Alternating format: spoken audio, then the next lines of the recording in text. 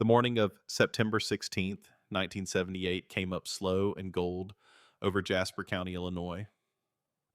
The kind of autumn morning a man remembers for the rest of his life because the air had that particular stillness to it.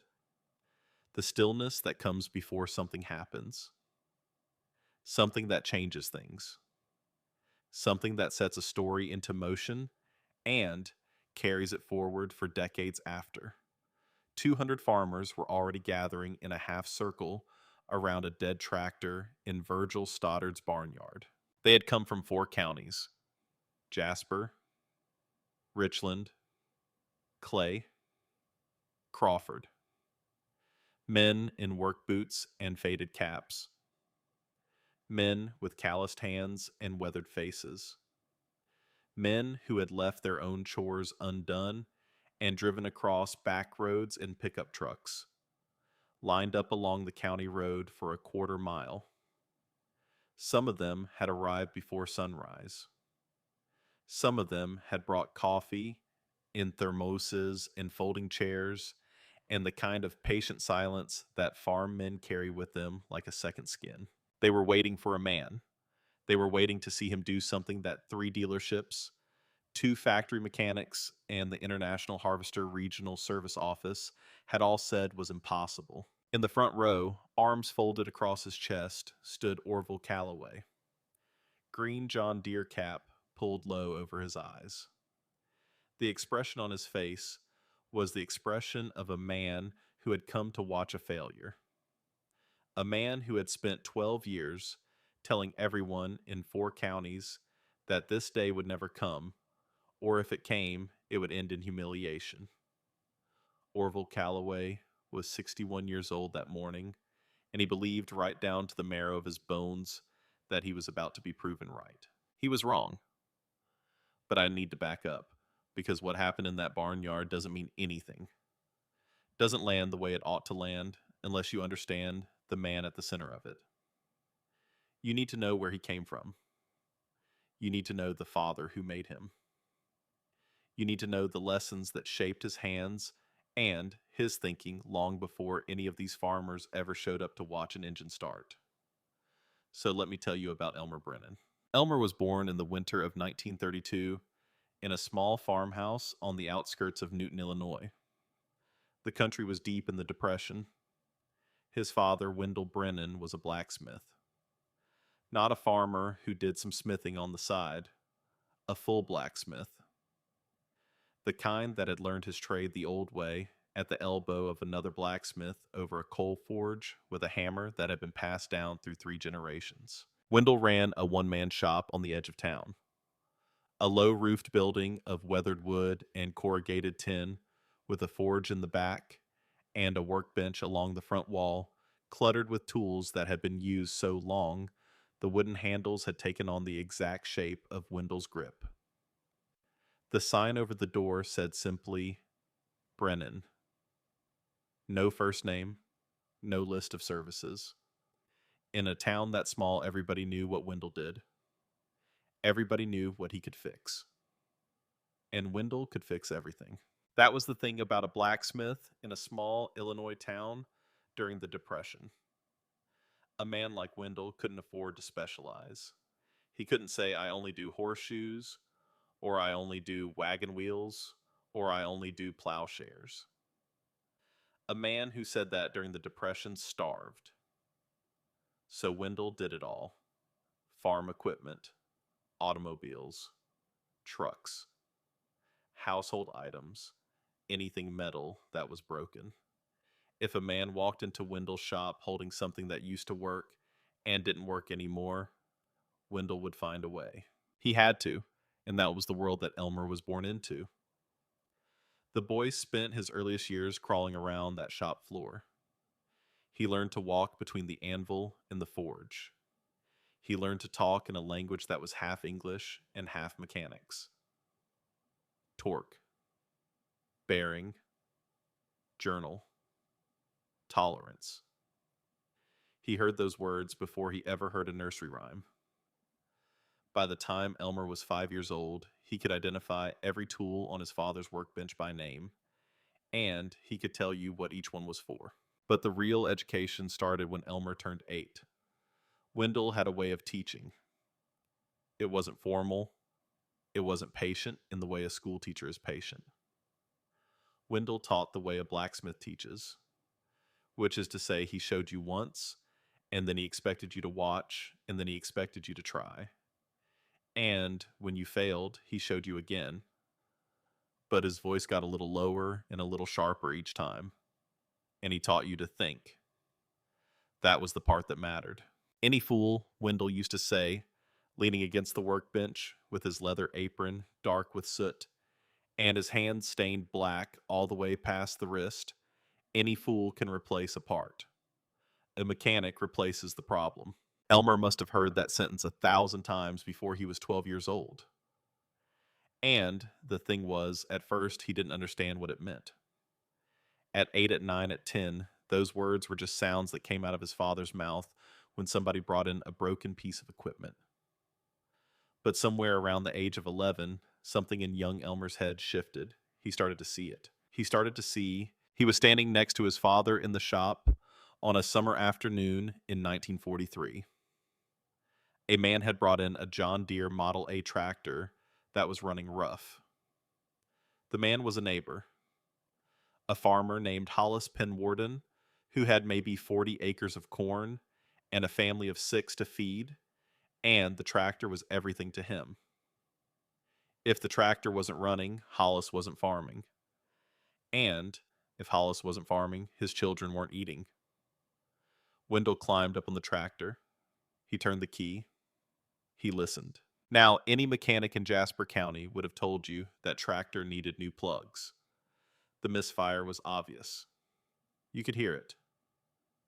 Pop. Pop. Stutter. Pop. That's a plug. Any fool knew that, and any mechanic would have swapped out the plugs, charged Hollis for the labor, sent him home, and collected his money. But Wendell just stood there listening. He climbed down. He walked around the tractor. He put his hand on the manifold and felt the heat coming off it. He pulled the plugs one by one and held them up to the sunlight that was coming through the high, dusty window of the shop. And he looked at them for a long time. Then he turned to Elmer. "What do you see?" Son Elmer looked. The plug Wendell was holding was black, sooty, wet with unburned fuel. "Plug's bad, Pa." Wendell nodded slow. "Plug's bad," he said. "That's what you see?" But a plug doesn't go bad for no reason. A plug goes bad because something else made it bad. And if I replace this plug and send Hollis home, that plug is going to be black again in 3 weeks. And Hollis is going to be back in my shop. And he can't afford to keep coming back. You understand? Elmer nodded, though he didn't fully. Wendell looked at the plug again. Fuel mixture's rich. Carburetor's running too much gas. Could be the float. Could be a stuck needle. Could be the jet. We find that. We fix that. Then we put in new plugs. Then the problem is gone. Not the symptom. The problem. You understand the difference? Yes, sir. Then say it back to me. Elmer swallowed. He was 11 years old. His father was staring at him with those dark, steady eyes, and the shop was quiet, and the smell of coal and hot iron was in his nose, and somewhere outside a crow was calling, and Elmer said the words out loud for the first time in his life. Any fool can replace a part. A mechanic replaces the problem. Wendell nodded. Now you're learning. That lesson became the foundation of everything. It shaped how Elmer Brennan saw machines for the rest of his life. And it shaped how he saw men too. Because eventually, as he got older, Elmer started to realize that the lesson wasn't only about engines, it was about everything.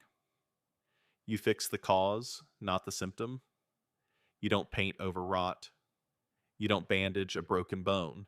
You don't replace a part and call it done when the thing that broke the part is still sitting right there waiting to break the next one. Wendell taught him more than that, of course. Over the years that followed, Elmer learned how to hear an engine the way a doctor hears a chest, learned how to press his palm against a valve cover and feel the rhythm, learned how to tap a crankcase with a ball peen hammer and know from the sound that came back whether the metal inside was solid or whether it was hiding a crack, learned how to look at a worn bearing and read it like a book. The scuffing on one side tells you the shaft is out of alignment. The polish on the other side tells you there's a lack of oil pressure. The color of the metal tells you how hot it ran. All of it. A whole language written in steel. By the age of 16, in 1948, Elmer Brennan could tear down any engine in Jasper County and put it back together better than it came from the factory. He had left school after the 10th grade, not because he wasn't smart. He was. But because the classroom had nothing to teach him that the shop couldn't teach him better. And because his father needed help, and because the family needed the money, and because Elmer Brennan had already found the work he was born to do. Farmers started bringing their impossible cases to Wendell's shop. The jobs the dealerships had sent away, the machines they'd given up on. And, more often than not, more often than anyone would have predicted, it was the kid who fixed them. 16 years old, lean as a fence post, quiet as a stone, staring at a broken engine, the way most boys his age stared at a girl across the room at a church dance, with total, absolute patient attention. The old-timers started talking. That Brennan kid, he's got the touch. Gonna be better than his father. Some of them said, though they said it quiet, because you didn't say a thing like that out loud. Wendell Brennan was a respected man in Jasper County. You didn't go around suggesting that his son was going to surpass him. But a few of them thought it anyway. A few of them watched Elmer work and saw something they couldn't quite name. A way of seeing, a way of listening, a patience that was old in somebody so young. Then in 1958, Wendell Brennan died. He was 61 years old. He was standing at his anvil on a Tuesday morning, working on a plow blade for a farmer who was waiting outside with the team still hitched to the wagon. Wendell had the blade red hot. He was swinging the hammer in that slow, measured rhythm that a blacksmith develops over 40 years of swinging. And then between one swing and the next, he stopped. He set the hammer down on the edge of the anvil. He put his left hand flat against his chest. He took one breath, slow, careful. And then he went down. Heart attack. The doctor said it was massive. Said Wendell was gone before his knees hit the shop floor. Elmer was 26 years old that morning. He had been working at the shop alongside his father every day for 18 years. He was married by then to a woman named Bernice, a red-haired girl from St. Marie, whom he had courted with all the quiet seriousness of a man asking permission for something sacred. They had been married 4 years. No children yet. Bernice was a school teacher who wore her hair in a long braid and had a way of looking at Elmer over the rim of her coffee cup that made him feel for the first time in his life that he was understood. When Elmer got the news about his father, he was under a Ford tractor at the far end of the shop. The farmer who had been waiting with the plow blade had come back inside looking pale and said, "Elmer, Elmer, your father. Come here." Elmer slid out from under the tractor. He walked to where his father was lying on the concrete floor. He knelt down. He put his hand on Wendell's chest, the way his father had taught him to check for the rhythm of a thing. But there was no rhythm. There was only stillness. And the leather apron was still warm from the forge. And the coal was still glowing red in the fire pot. And the plow blade was still on the anvil waiting to be finished. Elmer did not cry. Not then. Not in the shop. He closed his father's eyes the way you are supposed to. He stood up. He walked outside. He told the farmer that Wendell was gone and that Elmer would finish the plow blade himself. And then he went back inside and he picked up his father's hammer, the one with the handle worn to the exact shape of Wendell's grip, and he finished the work. It took him 2 hours. He did it with the tears running down his face, silent, steady, not stopping, not slowing. And when the blade was done, he brought it out to the farmer, and the farmer paid him, and the farmer drove away. And only then, only after the wagon was out of sight, did Elmer Brennan go back inside, sit down on the floor next to his father's body, and weep. He inherited the shop, he inherited the tools, he inherited the forge, and he inherited something else too. Something harder to name, something that doesn't show up in a will or on a deed. He inherited the philosophy, the way of thinking, the voice that would speak to him from that day forward every time he laid his hands on a broken machine. Any fool can replace a part. A mechanic replaces the problem. That voice never left him. Not in 50 years.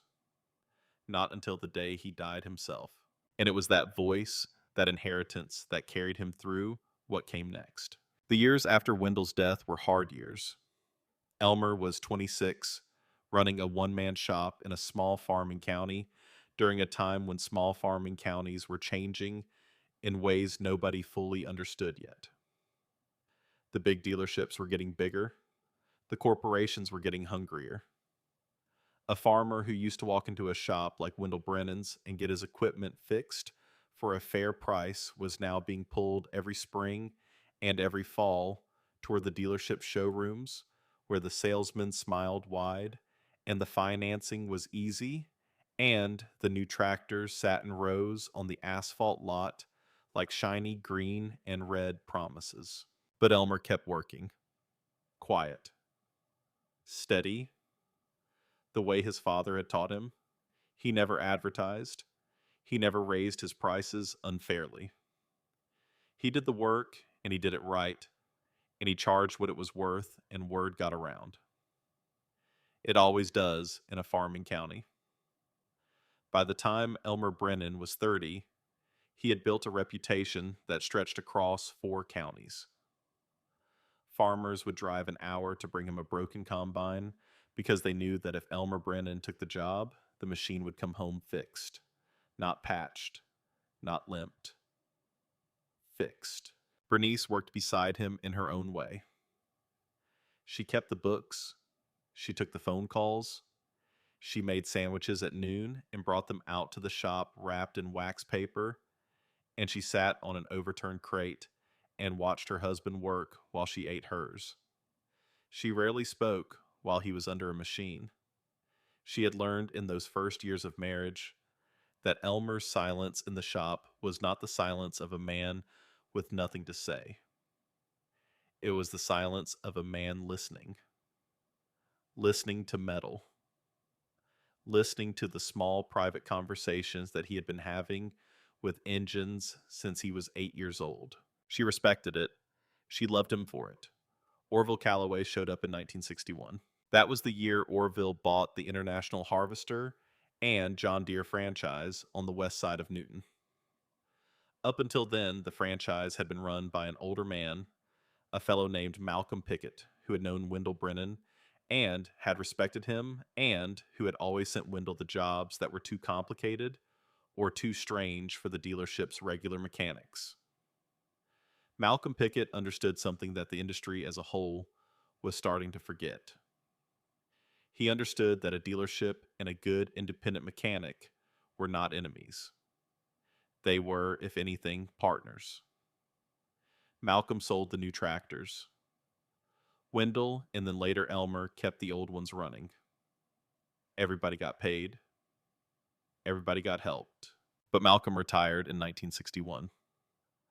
And Orville Calloway bought the franchise. Orville was a different kind of man.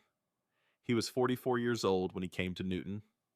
He had worked for International Harvester as a district sales representative for 8 years before that. and he had internalized the corporate philosophy down to the bone. The philosophy was simple: a dealership does not make money fixing old tractors. A dealership makes money selling new ones. Every hour a farmer spends keeping his old machine alive is an hour that farmer is not walking into a showroom with a down payment in his pocket. The calculus was clean. The calculus was cold.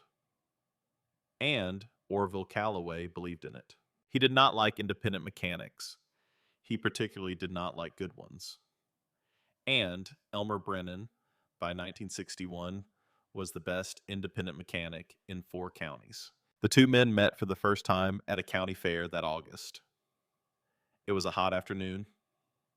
The smell of fried food and livestock was thick in the air. Elmer was standing near the farm equipment exhibit, looking at a new Farmall tractor with the detached interest of a man who enjoyed studying machines the way other men enjoyed studying horses. Bernice was with him. She had her arm through his. They were not buying. They were just looking. Orville came up from behind in a blue suit that was wrong for the weather, his face already shining with sweat. "You must be Brennan." Elmer turned, looked at him, took in the suit, the slicked back hair, the forced smile. "I'm Brennan. Heard a lot about you. Heard you do good work. I do what I can." Orville stuck out his hand. Elmer shook it. The handshake Bernice would say later that night, lying beside Elmer in the dark, was the handshake of a man trying to measure another man's strength and not quite succeeding. "I'd like to have you come by the dealership sometime. Talk about maybe sending some work your way." Elmer nodded slow. "I appreciate that." But he never went. He had a feeling right there at the fair that Orville Callaway was not the kind of man who sent work to anybody. Orville Callaway was the kind of man who took work from other people. And that feeling turned out to be exactly right. Over the next 5 years, Orville and Elmer kept a careful distance from each other. They saw each other at church sometimes, at civic events, at the feed store. They nodded. They did not speak much. Orville's dealership grew. Elmer's shop stayed the size it had always been. And the farmers of Jasper County quietly understood that there were 2 men in town who fixed tractors, and that one of them sold you a new one if he could, and the other one saved your old one if he could. And that was the way of it. But in October of 1966, something happened that broke the uneasy peace. Something that put Orville Callaway and Elmer Brennan on a collision course that would run for 12 straight years and end on a Saturday morning in a barnyard with 200 men watching. A farmer named Harlan Briggs drove a dead Farmall 5.60 diesel into Elmer Brennan's shop. Harlan was 52 years old. He had bought the 560 new back in 1960, and it had been a good tractor for him for 6 seasons. He farmed 240 acres of corn and soybeans on ground that his grandfather had broken with a horse-drawn plow. Harlan was not a wealthy man. He was not a poor man either. He was a careful man. He kept his equipment clean. He changed his oil on schedule. He treated that 560 the way a man treats a good dog. With affection and with respect, and with the knowledge that good dogs do not last forever, but that you owe them your best care as long as they are with you. On a Thursday afternoon, Harlan was disking his Southfield when the engine made a sound like a rifle shot and died.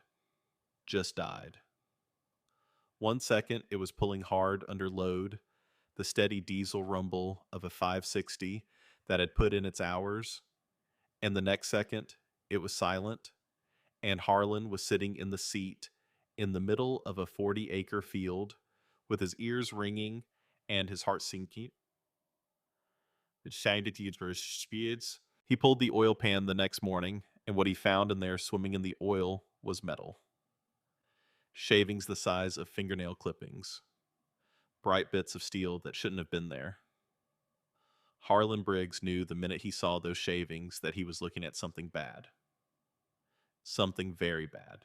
He took it to Orville's dealership first, because that was where you took a 560 diesel. Orville's head mechanic looked at it for 2 days, and then Orville came out to deliver the verdict himself. Orville liked to deliver verdicts. It was a thing he enjoyed. Crankshaft's gone, Harlan. That's a known issue on these 560 diesels. Factory metallurgy. International Harvester won't warranty it. You're past the coverage period. A new crankshaft from the factory is $485. Labor to pull the engine, split the tractor, and rebuild it is another $600 to $800. You're looking at $1,200, maybe $1,300 minimum. And I'll tell you, honest Harlan, even after the rebuild, that new crank might crack the same way. The metal on these engines is just bad. My advice, trade it in. I've got a John Deere 402 on the lot. Best tractor ever made. I'll give you $400 on the 560 as scrap and put you in the 402 for $8,200. Financed, of course. Harlan Briggs sat in Orville's office with his cap in his hands. He was a proud man. He did not want to show what he was feeling, but what he was feeling was something close to drowning. He did not have $1,200. He did not have $100 not free and clear. And he did not have $8,200, and he had no way of paying $8,200 without mortgaging ground that his grandfather had paid off with sweat and blood and 40 years of Illinois winters. He thanked Orville. He said he would think about it. He drove home with his heart in his throat. That night at the kitchen table, his wife Eunice put a hand over his and said gently, "You ought to take that tractor to Elmer Brennan." Harlan looked up. "Orville says it's dead?" "Eunice." "Orville says a lot of things," Eunice answered. "Elmer Brennan has been fixing tractors. Orville said we're dead for 5 years now. Take it to him. At least hear what he says." So Harlan Briggs loaded his 560 onto a flatbed the following Monday morning, and he drove it across Newton to the low-roof shop on the edge of town. The shop that still had the sign that said Brennan over the door. The shop where the son of a blacksmith was even now bent over a workbench, listening to something that nobody else could hear. Harlan pulled up. He climbed out. He stood for a long moment beside the flatbed, looking at the shop, gathering himself. Then he walked inside. Elmer Brennan was at the back of the shop. He had a carburetor spread out across a clean rag on the workbench, every piece laid out in the exact order it had come apart like a surgeon's tray. He looked up when Harlan's boots hit the concrete floor. "Morning." "Morning, Elmer. My name is Harlan Briggs. I've got a Farmall 560 diesel out on the flatbed. Orville Calloway says it's dead. Says the crankshaft's cracked and there's no fixing it. Says I ought to trade it in." Elmer set down the carburetor part he was holding, wiped his hands on a rag, did not speak right away. "Let's go take a look," he said finally. The two men walked out into the yard. The sun was climbing. A breeze was moving through the poplar trees at the edge of the property. Harlan watched Elmer Brennan walk around the tractor once. Watched him open the oil pan drain and catch a cup of the dirty oil in a bucket. Watched him pull a small magnifying glass from his shirt pocket and study the shavings in the oil for a long, quiet minute. Watched him climb under the tractor with a ball-peen hammer and tap the crankcase in 3 different places, listening with his head tilted to one side, the way a man listens to a far-off train. Then Elmer slid out from under the tractor. He stood up. He dusted off his hands. "Harlan." "Yeah, Orville's right about one thing. The crankshaft is dead. Cracked clean through at the 4th main journal. You can hear it in the crankcase when I tap it." The metal doesn't answer right. Harlan Briggs felt his stomach drop. But here's the thing, Elmer said, and he turned and looked Harlan full in the face, and there was something in his eyes, something steady and old and certain that made Harlan feel for the first time in 5 days that maybe, just maybe, he was not drowning after all. The crankshaft is dead. The tractor is not. Those are two different things. Harlan Briggs stared at him. Somewhere in the distance, a crow called. The breeze moved through the poplars. And Elmer Brennan, 34 years old, son of a blacksmith, wiped his hands on his rag one more time and began slowly, carefully to explain what he could do. What Elmer Brennan explained to Harlan Briggs that morning in October of 1966 was the kind of thing that would have sounded to most men like the ravings of a lunatic, or, at best, the optimistic daydreams of a man who did not fully understand what he was up against. But Harlan Briggs stood there in the yard beside his dead tractor, and he listened, because Elmer Brennan did not speak like a dreamer. Elmer spoke the way his father used to speak, slow, measured, with the kind of quiet confidence that a man earns by being right over and over for a very long time. The factory crankshaft, Elmer said, is the problem, not the symptom. The problem itself. International Harvester made that crank from a cast alloy that was never meant to carry the load. The journals are too narrow. The heat treatment is inconsistent from one unit to the next. Some of them hold for 2,000 hours. Some of them crack before they hit 500. There is no fixing the factory crankshaft, Harlan, because the factory crankshaft is the cause. Harlan nodded slow. He was following. So you don't fix the factory crank, Elmer said. You replace it. But you don't replace it with another factory diesel crank because that one is going to crack too. Eventually. Maybe not today. Maybe not next season. But eventually, you replace it with something better. What's better? Elmer crossed his arms, looked at the tractor. The gas engine crankshaft. Same block, same journal spacing. But the gas crank is forged, not cast. It's made from 1045 carbon steel. Proper steel. The kind that holds. The gas engine doesn't need the same torque, so International Harvester made the gas crank narrower than the diesel crank at the journals. But you can fix that. You can widen it. You can machine it to diesel specifications, and then you can heat treat it in the right kind of forge at the right temperature for the right amount of time. And when you're done, you've got a crankshaft that is tougher, wider, and harder than anything the factory ever put into a 5.60 diesel. Harlan looked at him. You can do that. I can do that. In this shop. In this shop. Harlan Briggs was quiet for a long moment. The wind was moving through the grass at the edge of the yard. Somewhere down the road, a dog was barking.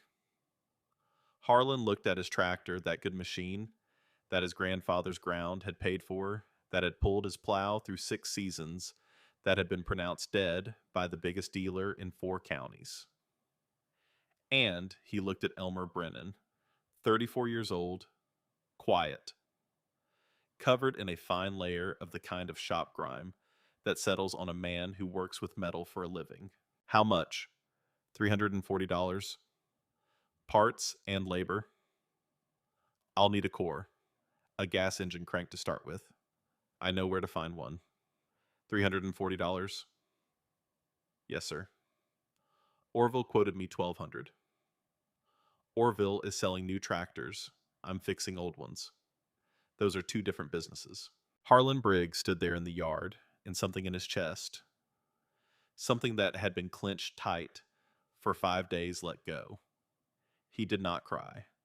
He was not the kind of man who cried, but he felt for a long moment the particular relief of a man who had been told he was drowning and who had just been handed a rope. Go ahead, he said. Do it. 3 weeks later, on a Wednesday evening, Elmer Brennan telephoned the Briggs farmhouse.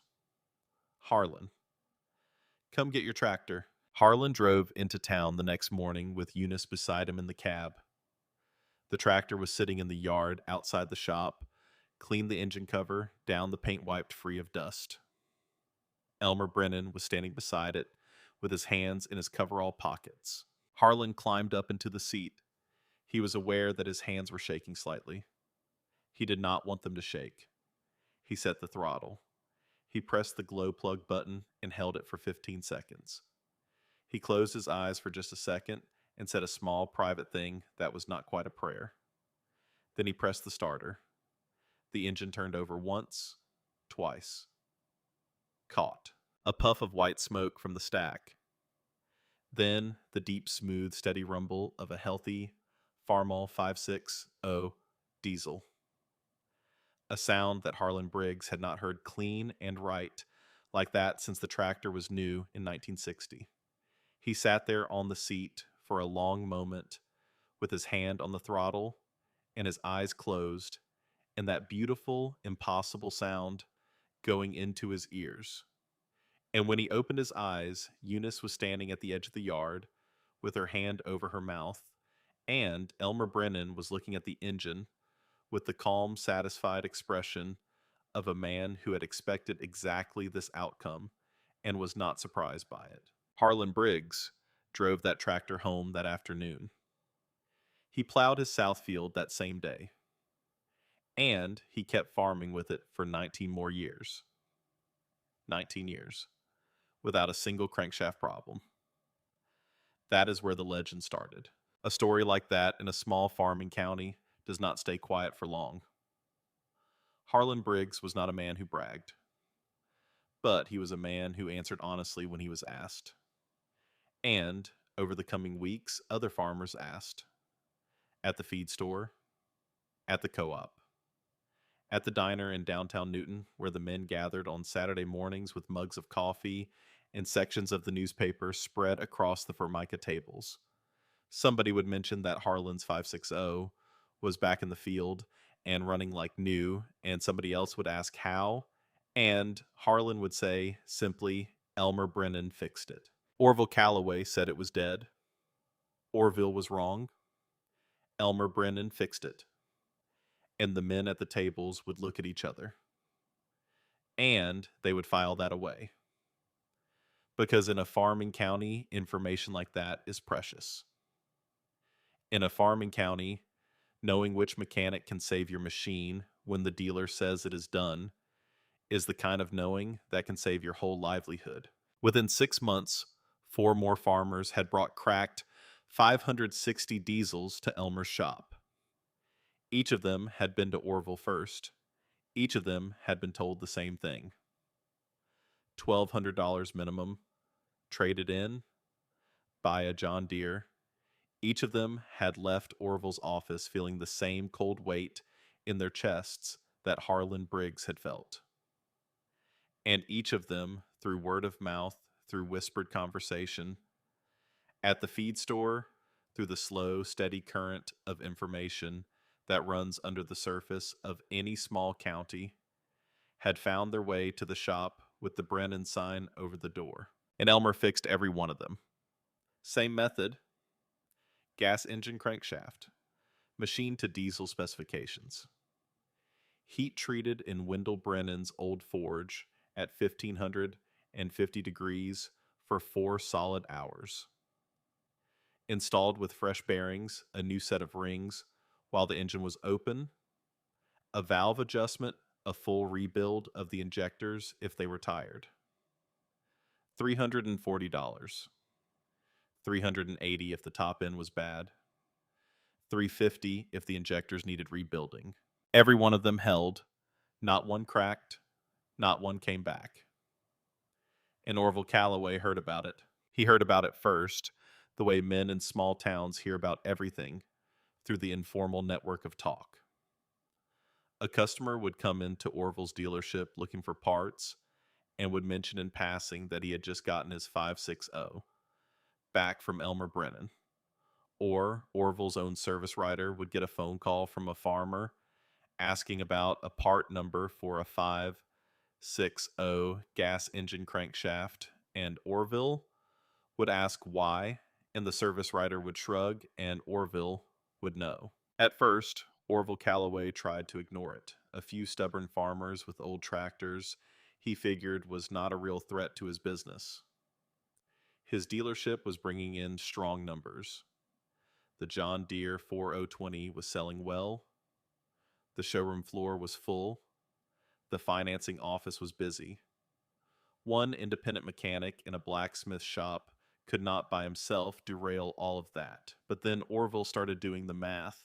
By the end of 1967, Elmer Brennan had rebuilt 8 Farmall 5.6 diesels. 8. At roughly $350 each, that was about $2,800 in Elmer's pocket, which was a pittance. Orville's dealership cleared that in 2 weeks on parts alone. But the math Orville cared about was a different math. The math Orville cared about was this. Every one of those 8 farmers, under normal circumstances, would have been a trade-in.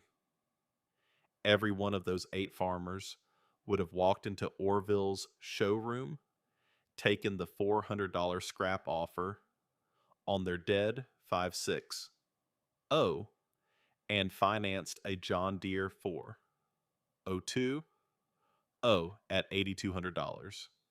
8 farmers, 8 tractors, $65,600 in tractor sales. Lost. Gone. Diverted to a one-man shop on the edge of town that charged $350 and sent the farmer home with a working machine. Orville Calloway sat in his office above the dealership showroom in December of 1967. He had a pencil in his hand. He had a pad of paper on the desk in front of him. He had been adding up numbers for 20 minutes. And when he finished, he set the pencil down, and he leaned back in his chair, and he looked out the window at the asphalt lot below where his unsold 4020s were gleaming green in the winter sun. And he made a decision. He decided to start talking. It was subtle at first. Orville Calloway was not a stupid man. He understood that a direct attack on a well-liked local mechanic would look bad. It would look, in fact, exactly like what it was. A corporate dealer trying to crush a small independent competitor. And the farmers of Jasper County did not, as a rule, like to see corporations crushing independents. They had seen too much of that already. Too many small stores closing. Too many local brands being bought up by national ones. Too many feed mills going under as the co-op expanded. A farmer in Jasper County had a natural sympathy for the little guy. Orville knew that. So Orville did not attack directly. He raised questions. That was his method. He raised concerns. He spoke with the tone of a man who was not attacking anybody, but who was simply, as a responsible businessman in the community, worried. He started at the feed store. Orville would stop in on a Saturday morning the way he had always stopped in, and he would buy a bag of whatever needed buying, and he would stand around at the counter talking with whoever happened to be there. And if the conversation turned, as conversations often did, to the Brennan shop in the 5.60 diesels, Orville would shake his head, slow and sorrowful, and he would say something like this. I'll tell you what worries me, fellas. I'm not saying Elmer isn't a good mechanic. I'm not saying that. What I'm saying is that he doesn't have factory training. He doesn't have the IH engineering specifications. He doesn't have access to the metallurgical reports that I have access to. And he's putting gas engine crankshafts into diesel engines. Now, that might work for a while. It might work for a season or two. But those cranks aren't designed for the load. And when one of them lets go at full throttle, when a man is pulling a combine through a field at harvest time, you tell me what happens next. You tell me who answers for it when one of those jerry-rigged cranks throws a rod through the block and kills somebody. The men at the feed store would look at each other. Some of them, the ones who had not yet had a 560 fixed by Elmer, would feel a cold finger of doubt run down their spines.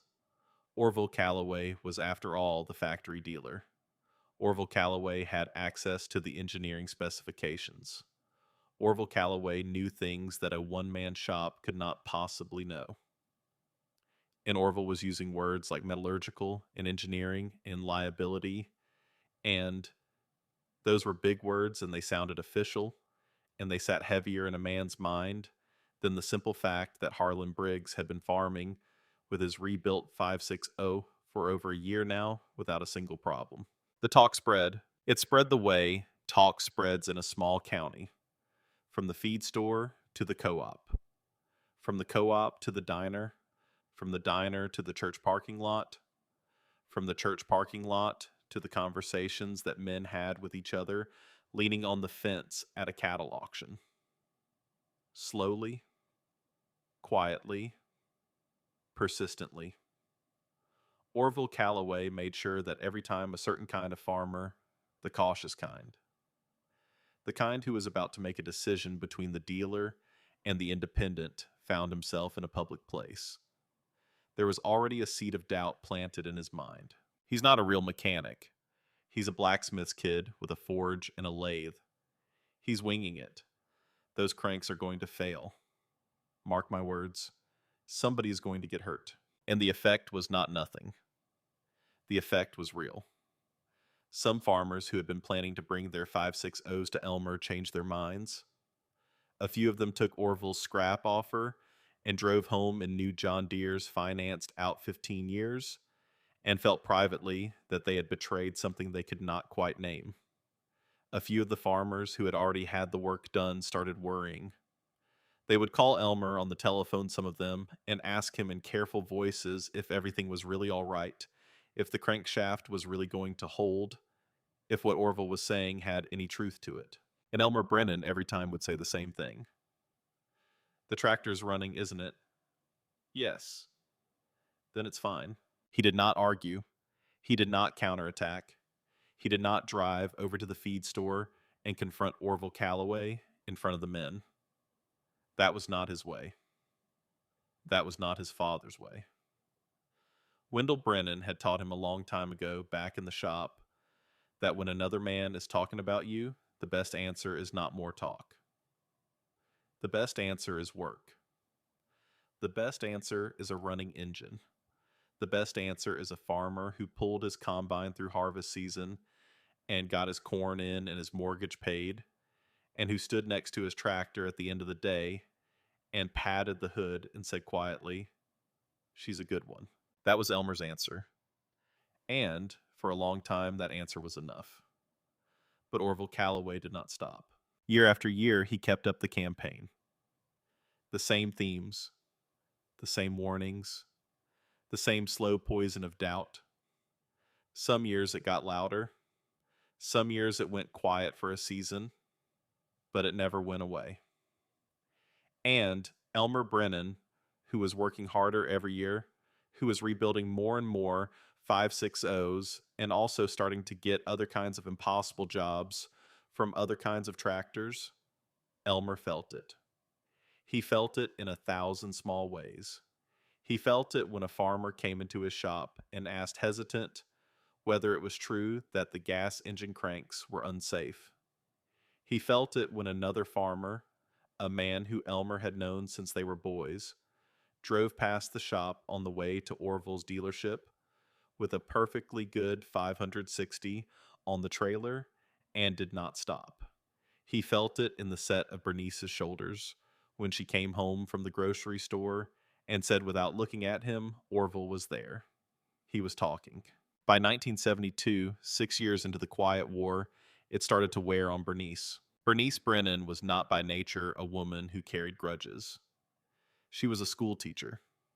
She had taught second grade in the Newton school system for 11 years. She had a soft voice and a patience with small children that had made her over the years one of the most beloved teachers in the county. But she loved her husband. And watching a man like Orville Calloway Drip poison about Elmer into the public ear year after year, month after month, was the kind of thing that could harden even a soft woman. One evening in the late summer of 1972, Bernice was sitting at the kitchen table when Elmer came in from the shop. He had been working on a case tractor belonging to an old farmer named Tolliver Hemsworth, and his hands were black with gear oil, and his shirt was damp with sweat, and his face had the quiet tiredness of a man who had been standing on a concrete floor for 11 hours. He washed up at the kitchen sink. He sat down across from her. She had a plate of pot roast in front of him before he had fully settled into the chair. She waited until he had eaten most of it. Then she set down her own fork and she looked at him. Elmer. Yeah, you have to say something. He looked up. Say something about what? About Orville. He was quiet for a moment. Then he set his own fork down. He wiped his mouth with the napkin. He looked at her across the kitchen table, across 18 years of marriage, across all the things that a man does not have to say to a wife who knows him that well. Bernice. Don't Bernice me. I mean it. He is destroying your name. He has been destroying your name for 6 years, and you will not say one word back to him. I am telling you as your wife, as the woman who sits next to you in church, as the woman who walks into the grocery store and hears people whispering, I am telling you that it is hurting us. It is hurting you. And you have to say something. Elmer Brennan looked at her, and he looked at the table between them. And for a long, long moment, he did not speak. Then he said quietly, Pa taught me something. Bernice closed her eyes. I know what he taught you. He taught me that the best answer to doubt is a running engine. He taught me that when a man talks behind your back, you don't talk back. You work. Because talk is cheap, and work is not. And every 560, I fix every tractor that rolls out of my shop and stays running is an answer. Every farmer who gets another season out of a machine that Orville said was dead is an answer. And those answers are louder than Orville's mouth will ever be. They just take longer. That's all. Bernice opened her eyes. She looked at him. How long, Elmer? How long do we let him talk? As long as it takes. She was quiet. She reached across the kitchen table and she took his hand. His hand was rough and stained and warm. The hand of a working man. The hand of the husband she had chosen. She did not say anything more about it that night or any other night. She let him do it his way because she knew deep down that he was right, that his father had taught him right, that the kind of men Elmer was trying to reach, the farmers of 4 counties, were not men who would be persuaded by arguments in a feed store. They were men who would be persuaded by running engines, by tractors that kept plowing season after season, by the slow accumulation of evidence that cannot be denied. And that evidence was accumulating. By 1975, 9 years into the Quiet War, Elmer Brennan had rebuilt 17 Farmall 5.6 diesels, 17 machines that Orville Callaway's dealership had pronounced dead, 17 farmers who were still in the fall of 1975 farming with those same machines. Not one of those 17 crankshafts had cracked. Not one. Not. The oldest of the rebuilds, Harlan Briggs's tractor, was in its 9th year of service since Elmer had put the new crank in. Harlan was in his 60s now. He had paid off his mortgage. His son had joined the operation. And the 560 was still running every spring, every fall, with the same smooth diesel rumble it had made on the day it left Elmer's shop. The other 16 were the same story.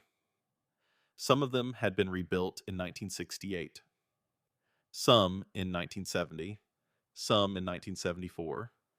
Each of them was still running, each of them was still producing, and Each of the farmers who owned them had become, whether they intended to or not, a walking piece of evidence for Elmer Brennan's work. And Orville Calloway, by 1975, was starting to realize that he was losing. Not losing loudly, not losing in a way that would be obvious to an outside observer. Orville's dealership was still profitable. The new tractor sales were still happening. The asphalt lot still had shiny green machines lined up in rows. By the numbers he cared about, the numbers he showed to the district representatives from Moline, Orville, was fine. But by the numbers, he did not show the numbers. Nobody tracked on a spreadsheet. The numbers that lived inside the conversations of Jasper County men, he was losing. Every running 560 was a piece of evidence against him. Every farmer who told another farmer the story of Elmer Brennan saving his tractor was a voice he could not drown out.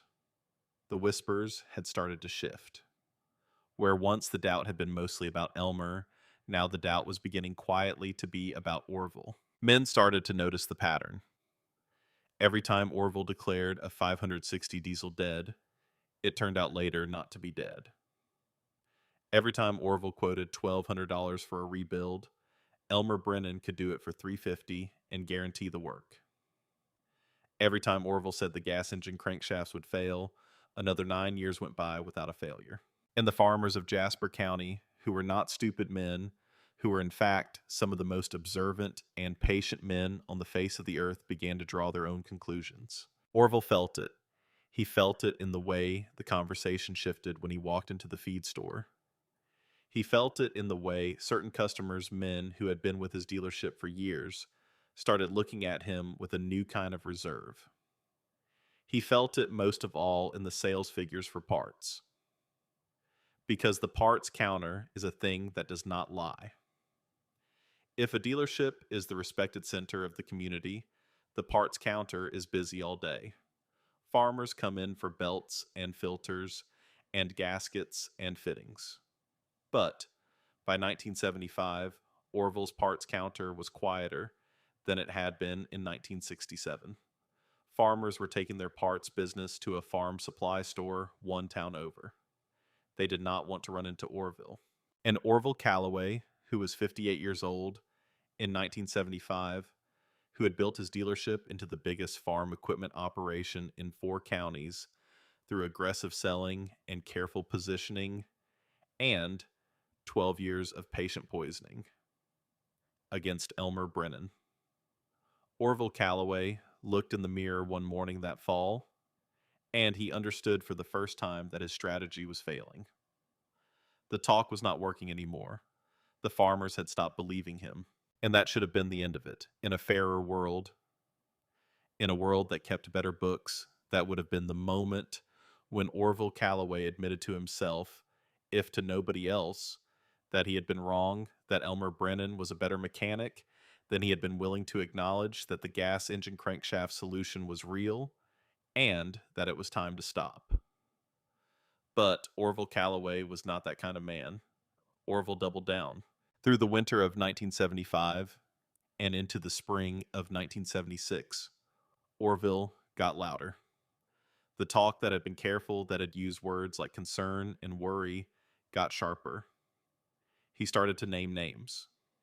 He started to say directly that Elmer Brennan's cranks were a lawsuit waiting to happen. He started to tell younger farmers, the ones who had not yet formed their own opinions, that the old-timers who had gone to Elmer were living on borrowed time. He even, in one conversation at the Newton Diner in February of 1976, implied that Elmer Brennan was knowingly putting defective equipment into service, that he knew the cranks would fail, that he was collecting $350 from desperate farmers and sending them home on ticking time bombs. That last one got back to Elmer within a day. And for the first time in 12 years, Elmer felt something in his chest that he had not allowed himself to feel. He felt anger. Bernice saw it in him that night at the dinner table.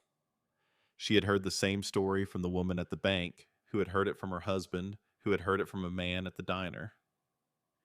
She did not know whether Elmer had heard it yet. She watched him eat. He was quieter than usual. His hands, when he set down his fork, were tight. He looked up at her once across the table, and his eyes were darker than she had seen them in a long time. Elmer, I heard what he said. Bernice nodded slow. I heard what he said about me, about the men who trusted me. He is saying I am knowingly putting farmers on tractors that are going to kill them. Yes. Elmer was quiet for a long moment. He looked at his plate. He looked at his wife. He looked out the kitchen window at the fading light over the fields. Then he said quietly, but with a steel in his voice that had not been there before, I'm going to have to answer him. How? He did not know yet, not that night, but something had shifted.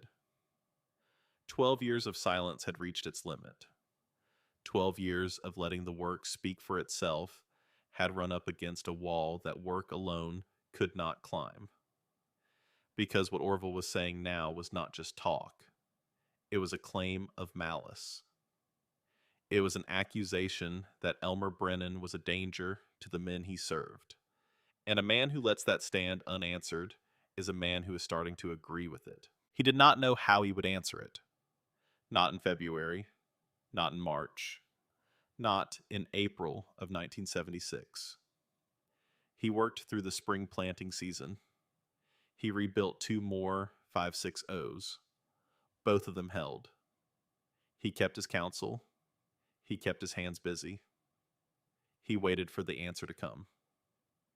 And in the spring of 1978, more than 2 years after that bitter February night, the answer walked into his shop. The answer's name was Virgil Stoddard. Virgil was 54 years old. A tall, broad-shouldered man with deep-set eyes and a reserved manner. He farmed 400 acres north of Newton. He was by any measure the biggest single operator in the immediate area. He had 3 John Deere tractors, a John Deere combine, and a full line of John Deere implements. He bought green. Only green. He had been one of Orville Calloway's best customers for 15 years. Every man in Jasper County knew that. But on a Tuesday morning in April of 1978, Virgil Stoddard pulled into Elmer Brennan's yard, in his pickup truck stepped out slowly, and walked into the shop. He stood just inside the door for a long moment, his cap in his hands like a man who was about to say something he had been thinking about for a very long time. Elmer looked up from the workbench. Virgil. Elmer. The 2 men looked at each other, and something passed between them in that moment. Something that neither of them said out loud. Because Virgil Stoddard, Orville Calloway's best customer, had not driven into Elmer Brennan's yard to buy a belt or ask about a filter. He had come for another reason entirely. And that reason was about to change everything. Come in, Elmer said. Virgil came in. He walked slow. His boots made that particular sound on the concrete floor that a working man's boots make heavy and certain. He stopped near the workbench where Elmer was standing. He did not look at Elmer right away. He looked at the tools laid out on the bench. The line of wrenches in descending order of size. The carburetor pieces spread on a clean rag. The small notebook where Elmer wrote down the torque specifications for each job he was working on in a handwriting that was blocky and careful. The handwriting of a man who had left school in the 10th grade and who therefore took great care with every word he put on paper. Virgil cleared his throat. Elmer, I want to tell you something. And I want to ask you something. And I'd appreciate it if you let me say the whole thing before you answer. Go ahead. Virgil turned his cap in his hands. He was looking at the floor now. My father died in 1971. You knew him. Everybody did. Old Roland Stoddard. He farmed that section of ground north of the creek for 51 years. He bought that 1959 Farmall 560 diesel brand new. Paid cash for it. He loved that machine. It was the first new tractor he ever owned in his life. Before that, everything he had was secondhand. Everything he had was somebody else's leftover. And that 560 was his. Bought with his own money. Pulled behind his own team once when the starter gave out in the middle of planning. Patched with his own hands every year at the end of the season. He loved that tractor the way some men love a horse. Virgil swallowed. He died on the seat of it. In the south pasture. His heart stopped mid-row. The tractor was still running when my cousin found him. Still pulling a disc. Roland was just slumped forward over the wheel. The engine was idling down because his foot had come off the throttle. But otherwise, it was running fine. Elmer did not speak. He set down the wrench he had been holding. He gave Virgil the silence he needed. I parked that tractor in the back of my barn after the funeral, Virgil said. I could not stand to look at it. I could not stand to hear it run. Every time I started it, I thought about him slumped over the wheel, and I could not do it. So I just pushed it into the back and threw a tarp over it and left it there. For 7 years. Virgil looked up now. He looked Elmer in the face. This spring, my sister's boy, my nephew, he's 22 years old. He got married last fall. He bought himself 80 acres out by Bogota with some money his grandmother left him. He's trying to start a small operation. He has no equipment. He has nothing. And I thought to myself, I have my daddy's tractor sitting under a tarp in my barn. That is a good tractor. That is a machine that ought to be working. My daddy would want it to be working. He would want it in the hands of a young man who needed it. So I went out last week to pull it out of the barn. Virgil's voice went low. The crankshaft cracked when I tried to start it. 7 years of sitting, temperature cycles, moisture. The metal just gave up. I got it to turn over twice, and then it locked. I pulled the oil pan. I found shavings. It's the same thing that happens to every 5.6. Oh, eventually. You know it. Everybody knows it. I know it. I took it to Orville. Elmer nodded slow. Orville gave me the speech, Virgil said. Said it was dead. Said the metallurgy was bad. Said I should take the $400 in scrap and put the money toward a new John Deere. He said it the way he always says it. Like he was doing me a favor. Virgil was quiet for a long moment. He looked down at his cap again. My nephew told me about you, Elmer. He said there was a man in Newton who fixed these engines. Said the fix held. Said it wasn't a gimmick. I told him I knew who you were. I've known who you were for 12 years. I've stood in the feed store and listened to Orville talk about you for 12 years. I've heard every word he said. Virgil looked up. I want to tell you something, Elmer. I never believed him. Elmer did not speak. Not once. Not one time in 12 years did I believe what Orville was saying about you. I've seen Harlan's tractor. I've seen Wendell Perkins' tractor and Ollie Grove's tractor and every other 560 you've put a crank in. I see them in the fields. I see them pull combines. I see them start on cold mornings and run all day. I'm not a stupid man, Elmer. I can see what is in front of my eyes. Then why did I keep buying from Orville? Yes. Virgil smiled just a little, a tired smile, a rueful smile. The smile of a man who has been thinking about his own cowardice and has decided finally to name it out loud. Because it was easy, Elmer. Because Orville had the financing department. Because Orville was the dealer.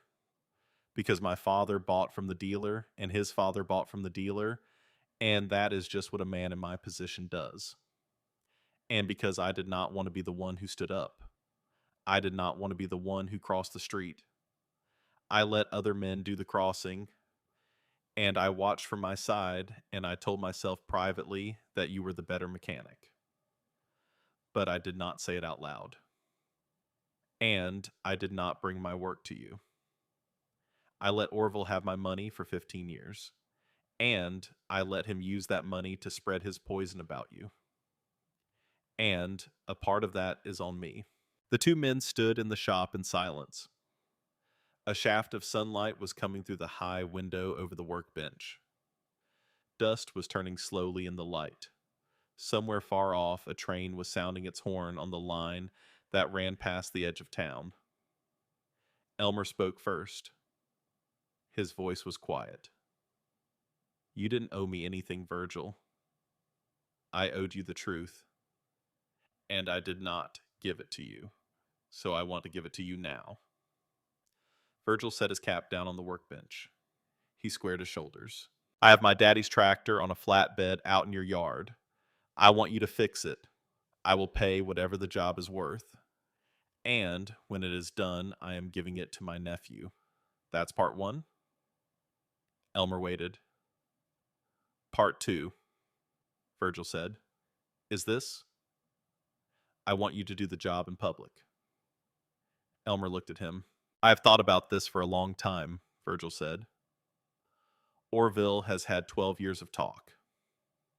12 years of running down your name in every feed store and coffee counter in 4 counties. Every time a man brings a 560 into your shop, he brings it in because somebody whispered your name to him, because somebody snuck the information to him on the quiet. You have been fixing these tractors in secret for 12 years, Elmer, whether you meant to or not. And Orville has been the one talking in the open. That is backwards. That is exactly backwards. Virgil leaned forward. I want to bring it into the open. I want you to rebuild my daddy's tractor in my barnyard. I want you to work outdoors where people can see. I want every farmer in 4 counties to be invited. I want Orville Calloway himself to be standing in the front row. And I want him to watch with his own eyes in front of 200 witnesses while you do the thing he has been saying for 12 years could not be done. And when that engine starts, when that machine he pronounced dead comes back to life, that is the end of it. That is the last time Orville Calloway ever gets to spread his talk about you in Jasper County. Elmer was very still. He did not say anything for a long time. He was not a man who liked audiences. He was not a man who liked spectacles. He had been working in his father's shop for 38 years, and he had worked almost all of that time alone. Door closed, radio off, just him and the machine and the steady, patient language that passed between his hands and the metal. The idea of doing the work in front of 200 men was to Elmer Brennan a little bit like the idea of praying in front of a crowd. It was not how he had been raised. It was not how his father had done things. But he also knew, standing there in his shop, that Virgil Stoddard was right. He knew because Bernice had said the same thing in her own way 6 years earlier. He knew because his own patience had started to wear thin in the months since Orville had accused him of knowing malice. He knew because the work by itself had carried the argument as far as it could carry it. But there was a last mile that work alone could not travel. And that last mile required something more, an answer loud enough that it could not be argued with. Elmer looked at Virgil Stoddard. He took a long, slow breath. All right. Virgil's eyebrows lifted just slightly. You'll do it. I'll do it. But we need to set the right day. I need time to source the right crankshaft. I need time to machine it and heat treat it. I want to do this one slower than I have ever done one before. I am going to take a few months to prepare. Let's set it for the 16th of September. That gives us 5 months. It gives me time to do this right. And it gives you time to spread the word across 4 counties. Virgil nodded slow. The 16th of September. In my barnyard. I'll have everything you need. Shade flat ground the loader in working order. I'll have my nephew there to help move things. Good. Spread it however you want to spread it. But I want one thing clear. I want Orville invited. Virgil smiled. It was a different kind of smile now. A small, hard old smile. The smile of a man who has waited a long time to do something and who is about to finally do it. I'll invite Orville personally, Virgil said. I'll drive to his dealership tomorrow morning and I'll tell him to his face. Good. Virgil picked up his cap. He put it back on his head. He looked around the shop one more time. Then he looked at Elmer. Elmer. Yeah, I should have come here 12 years ago. You're here now. Yes, sir. I am. Virgil walked out. Elmer stood in the shop for a long moment after the door closed. He looked down at his workbench. At the line of wrenches, at the carburetor laid out on the clean rag, at the notebook with his blocky, careful handwriting. And he thought about his father. He thought about Wendell Brennan, dead now 20 years, and what his father would have said about the decision he had just made.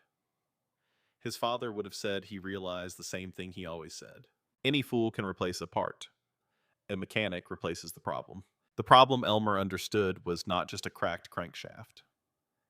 It had never been just a cracked crankshaft.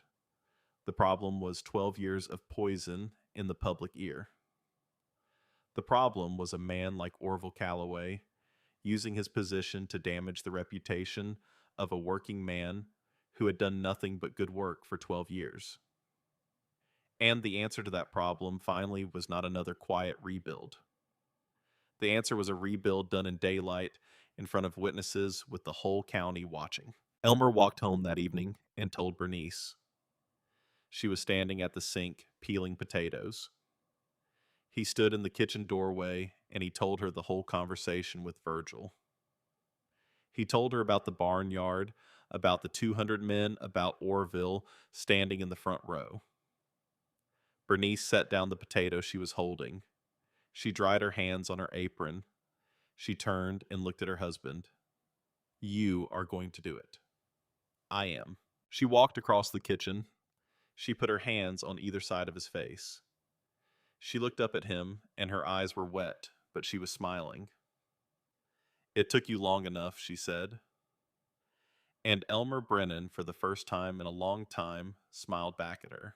In the days that followed, word spread across 4 counties, the way word always spreads. Virgil kept his promise about Orville. On a Wednesday morning in late April, he drove his pickup truck to Orville's dealership. He parked out front. He walked into the showroom with his cap in his hand. Orville was at his usual place behind the glass wall of his office, working at his desk. Orville looked up when Virgil came in. Orville smiled the way he always smiled at Virgil, with the warmth a dealer saves for his best customers. Virgil, Orville. Come on in. What can I do for you? Thinking about that new 444? Oh, I've got one coming in next week. I held it back for you. Virgil did not sit down. He stayed standing in the doorway of the office. Orville. I came to tell you something. Orville's smile stayed on his face, but his eyes changed just a little. He had heard something in Virgil's tone. He set down his pen. Go ahead. I took my daddy's 560 diesel to Elmer Brennan last week. The smile on Orville's face did not move, but everything else about him went still.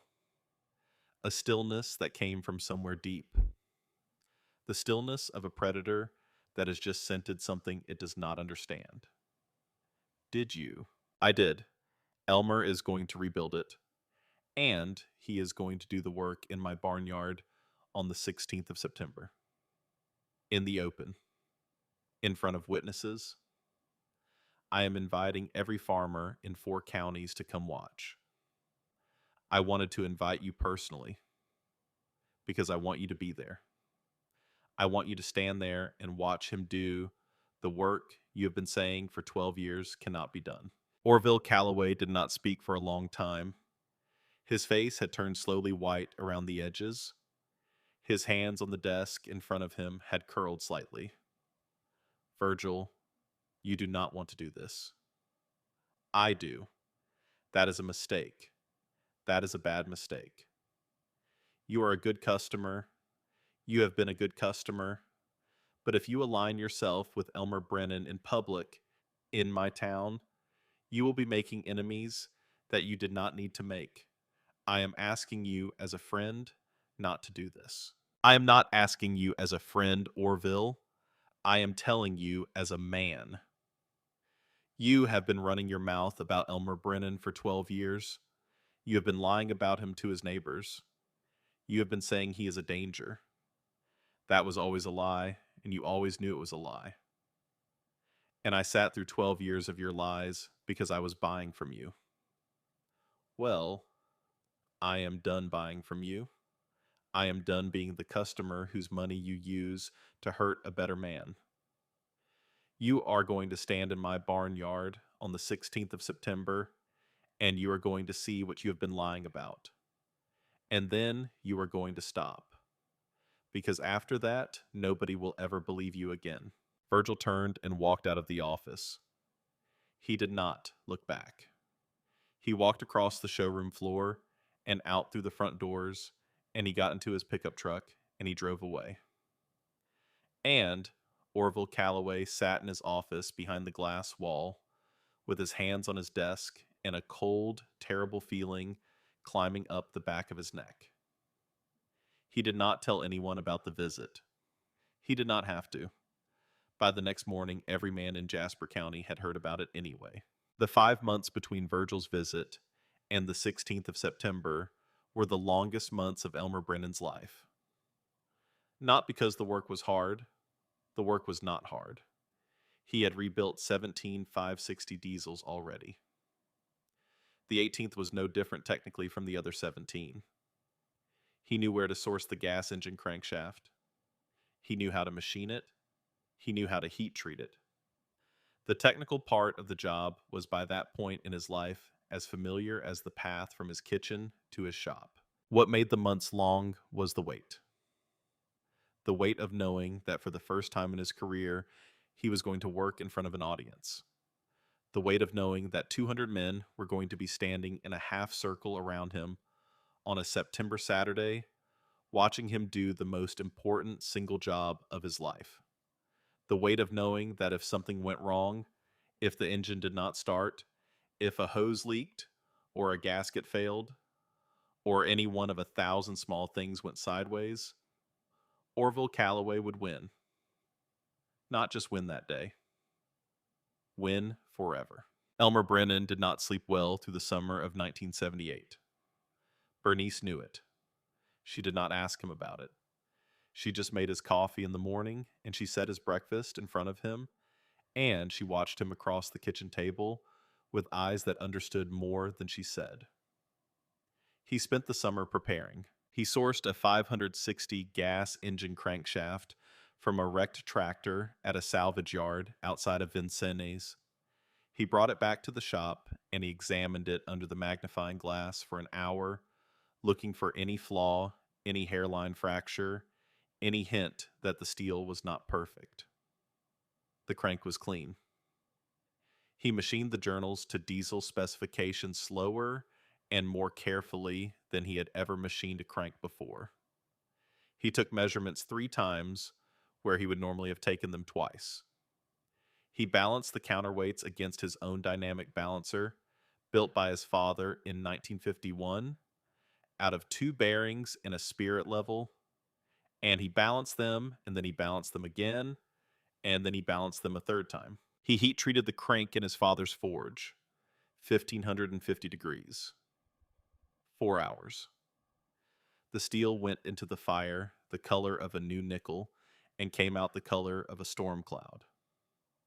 He quenched it in oil, and then he tempered it a 2nd time at a lower temperature, and then he let it cool slowly, wrapped in a heavy blanket the way his father had taught him. When the crankshaft was done, he wrapped it in oilcloth. He set it on a shelf above his workbench, and he did not touch it again until the morning of September 16th. The rest of the summer, he worked on other jobs. He tried to act as if nothing were different. He rebuilt a transmission for a man from Kinmundy.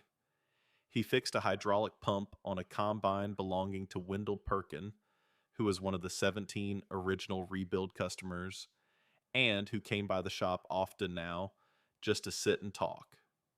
Wendell Perkin was 68 years old that summer. He had been the third man to bring Elmer a cracked 560 back in 1967. One afternoon in August, Wendell was sitting on an overturned bucket in the shop watching Elmer work. The air was hot. The fan in the corner was moving the air around without really cooling anything. Elmer had his head under the hood of the combine. "I'll be there," Wendell said. "In the barnyard?" "Yes." "I figured you would." Wendell was quiet for a while. "Elmer?" "Yeah. You ever wonder if he's going to do something?" Elmer slid out from under the combine. He looked at Wendell. "Orville?" "Yeah. I have wondered." "Yes." Wendell nodded slow. "There's a lot of men," he said, "who are not going to be pleasant about it when you prove him wrong in public. He is not going to take it well. He has a lot of pride. A man with a lot of pride can do unpredictable things when his pride is the only thing he has left. I know it. You have a plan for that." Elmer looked at his oldest customer. He wiped his hands on a rag. He was quiet for a long moment. "My plan is to fix the tractor. Whatever Orville does, whatever he says, whatever face he makes my plan, is to fix the tractor. The rest is not up to me." Wendell Perkin nodded. "That is the right plan," he said. "I just wanted to hear you say it." The summer wore on. The corn got tall. The soybeans set their pods. The dog days came and went. And then finally the calendar turned to September, and the first cool mornings of the fall started rolling in across the Illinois prairie. Men started stopping Elmer on the street, and in the grocery store, and at the church, and asking him in low voices whether the Saturday was really going to happen. "It is," Elmer would say. "Come if you want." The Friday evening before the 16th, Elmer closed the shop early. He ate supper with Bernice, pot roast, mashed potatoes, green beans from the garden. They talked about nothing in particular. After supper, he went out and sat on the back porch with a cup of coffee. The sun was going down. The fields behind the house were gold, and then amber, and then a deep, quiet blue. Bernice came out and sat next to him. "Tomorrow is a big day," she said. "Yes." She took his hand. "Your father would be proud of you." Elmer looked down at their hands. His and hers. His rough and scarred and stained with 20 years of shop grime that would never fully come out. Hers soft and freckled from the sun and warm in his. "I hope so," he said. "He would be," she said.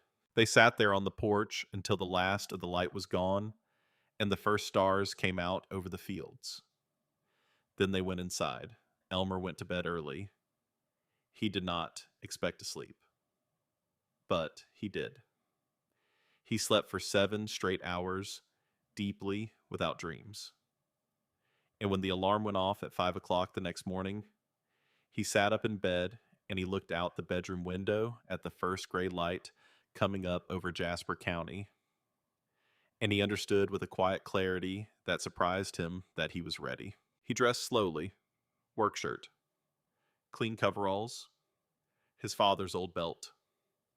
His boots polished the night before by Bernice, who had not asked permission but had simply done it. He ate breakfast, he drank coffee, he kissed Bernice at the door. "I'll see you there," she said. "I'll see you there." He walked out to his truck. The truck was already loaded with his tools. Every wrench, every socket, every specialty tool for a 5.6 O diesel rebuild. The splitting stands he had fabricated himself back in 1964 out of boilerplate and angle iron. The crankshaft still wrapped in oilcloth, sitting carefully in a wooden cradle he had built for it, padded with folded shop rags. He climbed into the truck. He started the engine. He sat there for a moment with the engine idling, looking at the dashboard, gathering himself. Then he put it in gear and he drove north out of Newton toward Virgil Stoddard's barnyard, toward the 200 men who were already starting to gather toward the 12 years of talk that were about to end toward the morning that Jasper County would remember for the next half century. The sun was just breaking over the eastern horizon as Elmer Brennan's pickup truck turned off the county road and rolled up the long gravel drive to Virgil Stoddard's farm.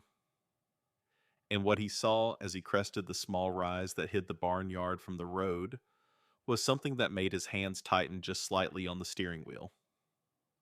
The trucks were already there, dozens of them, lined up along both sides of the drive.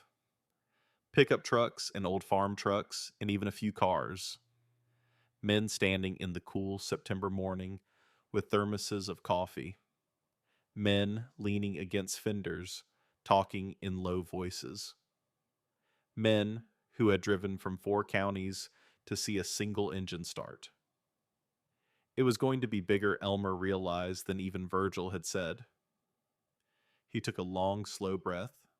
He put the truck in a lower gear, and he rolled down into the barnyard to meet the day. Virgil was waiting for him near the tractor. The 560 was parked in the open, the hood up, already split at the transmission the way Elmer had asked. A pair of heavy work lights on tall stands stood on either side of it, ready for when the sun got low.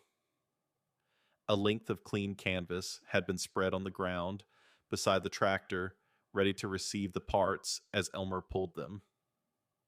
An oak table cleared and wiped down stood at the edge of the canvas, with space enough for the crankshaft and the tools. Beyond the canvas, in a rough half circle, stood the men. Elmer parked his truck near the table. He got out. He nodded to Virgil. Virgil nodded back. Neither of them spoke. There was nothing to say that had not already been said. Elmer unloaded his tools. He did it the way he always did it. Slow, deliberate, every tool out of the truck and set down on the oak table in the same order he always set them down. Wrenches along the back edge, sockets arranged by size, torque wrench in the middle, his father's ball-peen hammer at the right side of the table where his hand would fall on it without looking. He laid out the new crankshaft, last still wrapped in oilcloth, and he set it on a clean folded shop rag at the end of the table, the way a man lays out something sacred. Then he went to work. He did not speak to the crowd. He did not nod at Orville Calloway, who was standing in the front row with his arms crossed and his green cap pulled low. He did not wave at Bernice, who had arrived and was standing at the back where she had found a spot beside Wendell Perkin.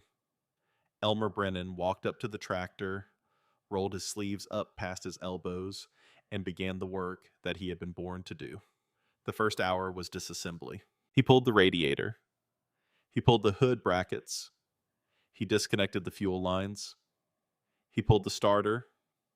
He disconnected the wiring harness, careful with every connector, labeling each one with a scrap of tape and a number in his blocky handwriting so that nothing would be in doubt when he put it back together. The parts came off one by one and went onto the canvas in the order he would need to put them back. A man who had not watched a mechanic work before might have thought Elmer was moving slowly. The men in the crowd knew better. What looked like slowness was the deep, practiced economy of motion that only comes from a lifetime of doing the same thing correctly. There were no wasted steps. There were no backtracks. Every tool touched once, every bolt broken loose on the first try. The crowd watched in silence. Nobody had expected silence. A gathering of 200 farm men is not typically a quiet thing. But there was something about the way Elmer Brennan worked that made a man want to keep his mouth shut and watch. He moved like a priest at an altar. He handled the parts the way a man handles the things that belong to another man, with care, with respect, with the understanding that every bolt he was loosening had been put there by somebody sometime, and that the whole machine was the sum of many good decisions made by men long gone. By 11 in the morning, the engine was out of the frame. Virgil's nephew, a lean young man named Calvin Stoddard, who had quietly made himself useful all morning, operated the loader while Elmer directed. The engine came up off the splitting stand slow and level. It swung across the barnyard on the loader's hydraulic boom. It settled onto the engine stand Elmer had set up at the edge of the canvas. Calvin killed the loader. The only sound in the barnyard now was the wind moving through the corn in the field beyond. Elmer worked on the engine itself. He pulled the oil pan. The shavings were still in there, bright and terrible, catching the morning sun. A few of the men in the crowd winced when they saw them.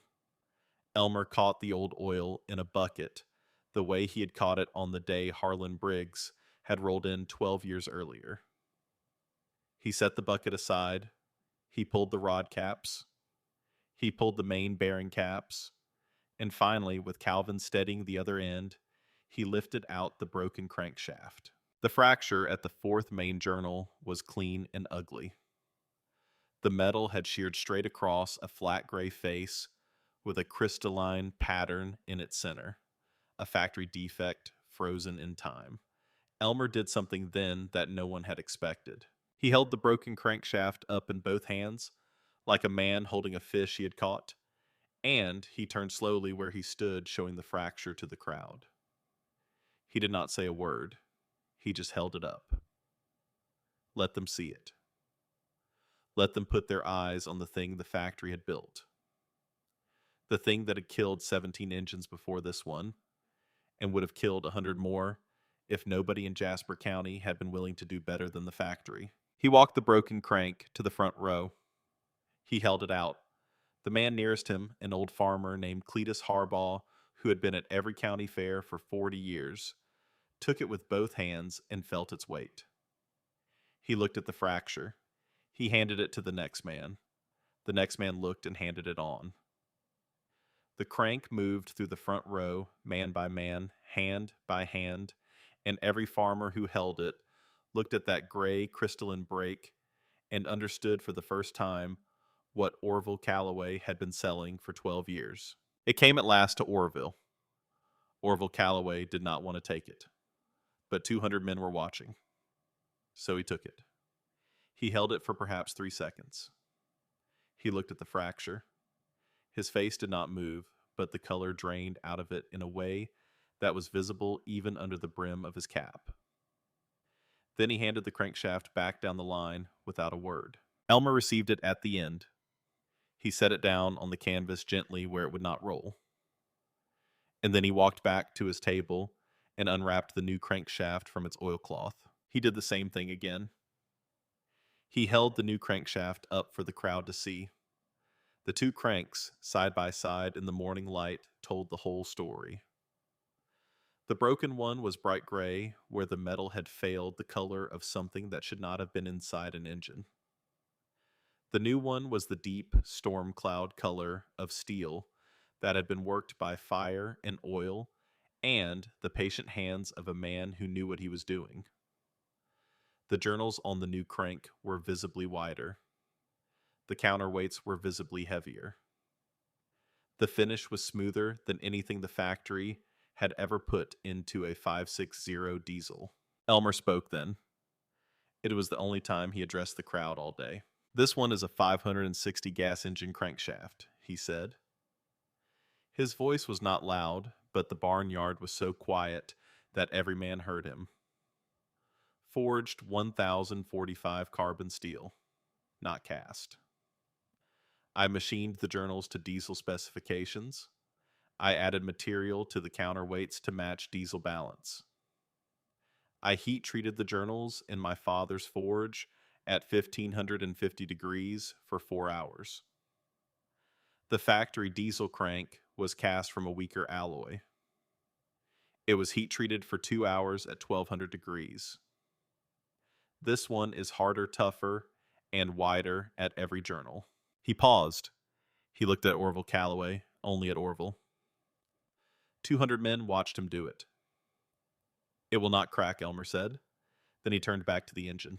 He installed the new crankshaft. He fitted the main bearings with the slow care of a man who was not in a hurry and who had never been in a hurry in his whole life. He torqued every cap to specification. He rotated the crank by hand and listened to it turn, feeling for any hint of binding or drag. There was none. The new crank moved through the block the way a good door moves on a good hinge. He installed new rod bearings. He checked clearances with a set of plastic gauge strips. He wrote each reading in his notebook in pencil, in the handwriting that had not changed since he was 11 years old. He installed a new oil pump. He fitted the oil pan back onto the block with a fresh gasket.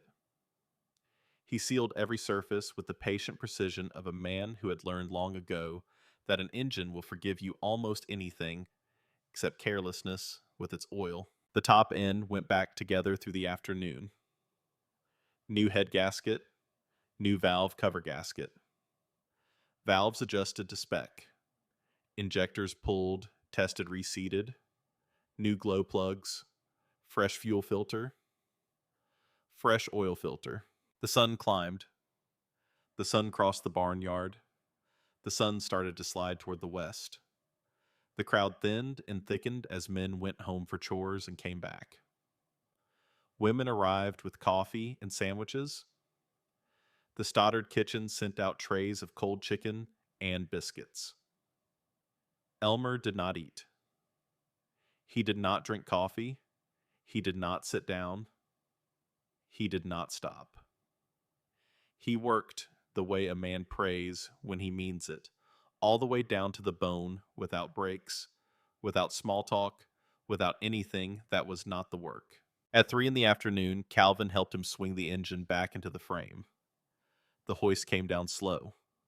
The engine settled onto the mounts. Elmer torqued the mounting bolts. He reconnected the transmission. He reconnected the fuel lines. He reconnected the wiring harness piece by piece, checking each number against his scraps of tape. At 4 o'clock, he installed the radiator. He filled the cooling system. He filled the crankcase with fresh oil. He primed the fuel system by hand, working the lever on the lift pump until clean diesel bubbled up into the lines. He reconnected the batteries. The crowd had held at about 150 men through the afternoon. As Elmer climbed up onto the tractor seat for the first time, every one of them took a step closer. The silence that fell over the barnyard was the silence of a congregation in a church. Nobody breathed loud enough to hear. Elmer set the throttle. He pressed the glow plug button and held it. 15 seconds. The barnyard did not move. In the front row, Orville Calloway stood with his arms still crossed, but his face had gone very tight around the eyes. Bernice was at the back with her hand pressed over her mouth. Wendell Perkin had taken his cap off. Virgil Stoddard was standing with one hand on the fender of the tractor, staring at a spot on the ground. Elmer pressed the starter. The engine turned over once. A dry, uncertain sound. Twice. The same dry sound. 3 times. The men in the barnyard did not move, did not breathe. On the 4th revolution, the diesel caught. A puff of white smoke from the stack. Then a cough. Then another. Then the sound that every man there had come to hear. The deep, smooth, steady rumble of a healthy Farmall 560 diesel. The rumble built, smoothed, settled. The idle evened out. The engine found its rhythm and held it clean and right the way it had run on the day old Roland Stoddard first brought it home in 1959. The barnyard erupted. 150 farm men, men who do not clap for anything. Men who consider public emotion a sign of weakness were on their feet cheering, whistling, slapping each other's backs. Calvin Stoddard was crying. Virgil Stoddard was standing with his hat in his hand, and his head bowed, and his shoulders were shaking. Bernice Brennan was covering her face with both hands. Wendell Perkin looked like a man who had just seen the sun come up after a long night. Elmer sat on the tractor and let it idle. He did not wave. He did not smile. He did not stand up. He just sat there with his hands on the wheel, listening to the engine the way his father had taught him to listen, checking every note, making sure that every frequency in the idle was where it ought to be. When he was satisfied, he throttled it up. The engine climbed smooth through its range and settled at its governed RPM, strong and steady. He throttled it back down. He let it idle. He listened again. Then he shut it off. The silence that followed the engine's stop was different from the silence that had come before. It was a silence full of something that had not been there before. Relief. Vindication. The quiet that comes into a room after a long argument has finally been settled. Elmer climbed down from the tractor. His knees were stiff from the long day. His back ached. His hands were raw. He walked over to his table. He picked up a shop rag and he wiped the grease off his hands slowly, deliberately, the way he wiped his hands at the end of every working day of his life. Orville Calloway walked across the barnyard. He walked slow. Every man in the barnyard stopped moving when they saw him coming. Elmer looked up from his rag. He watched Orville approach. His face did not change. His hands did not stop moving on the rag. Orville stopped about 4 feet from the table. His arms were no longer crossed. They hung at his sides. His green cap was pushed back on his head. His face was the face of a man who had just watched his whole argument collapse in front of 150 witnesses. There was something in his eyes that Elmer Brennan had never seen in Orville's eyes in 17 years of knowing him. There was shame, Elmer Orville said. His voice was lower than usual. Roughened. Orville. That was. Orville stopped. He tried again. That was the best engine work I have ever seen. And I have been wrong about you for a very long time. Elmer finished wiping his hands. He set the rag down on the table. He looked at Orville Calloway. You were not wrong about the factory crankshaft, he said. It is a bad part. You were wrong about the solution. Scrapping a good tractor because of one bad part is not fixing the problem. It is giving up on it. And my father taught me not to. Orville nodded. The nod was slow. The nod of a man who had finally heard something that he had been refusing to hear for 12 years. He stood there with his cap pushed back and his hands hanging, and for a long moment he did not seem to know what to do next.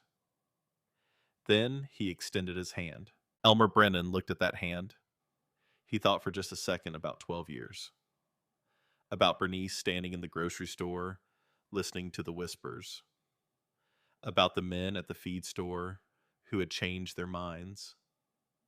About every night he had gone to bed with Orville Calloway's words sitting in his chest like a stone. And then he thought about his father. Any fool can replace a part. A mechanic replaces the problem. He took Orville's hand. He shook it. Once. Firmly. No more, no less. 150 men watched, and not one of them said a word. Some moments are too important for commentary. Orville Calloway walked away. He did not come back. He got into his car, and he drove out of Virgil Stoddard's barnyard, and the talk that had poisoned 4 counties for 12 years ended in that handshake, and everybody in the barnyard knew it. The rest of the afternoon was celebration. Virgil brought out a cold pitcher of lemonade from the kitchen. Calvin Stoddard climbed up on the tractor and started it himself and revved it high to hear it sing.